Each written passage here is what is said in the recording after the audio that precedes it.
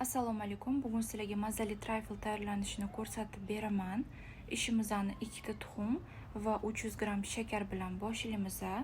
Idishga solib, ularni yaxshilab aralashtirib olamiz. Uni ustidan 2 osh qoshiq kakao solib aralashtirib olamiz. Keyin esa 200 gram sut, 100 gram o'simlik yog'i, kichkina qoshiq soda, razrixlitel va vanilin qo'shib yaxshilab aralashtirib olamiz.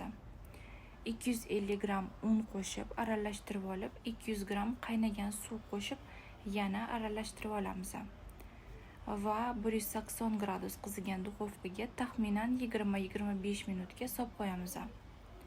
Ungacha idishga 200 gram slivki, 200 gram tvorojniy sir va 100 gram saxarni pudra qo'shib yaxshilab aralashtirib krem qilib olamiz.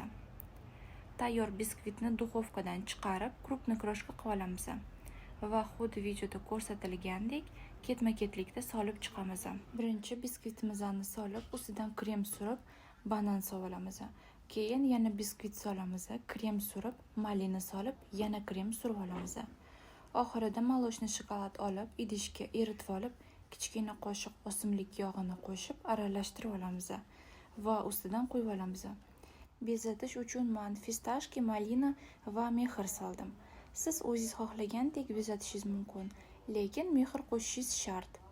Buni bemalol zakazga ham tanlashingiz mumkin. O'zim ham oldin taxminan 70-80 mingga sotib olardim. Обязательно tayyorlab ko'ringlar, juda ham mazali chiqadi. Yoqimli ishtaha.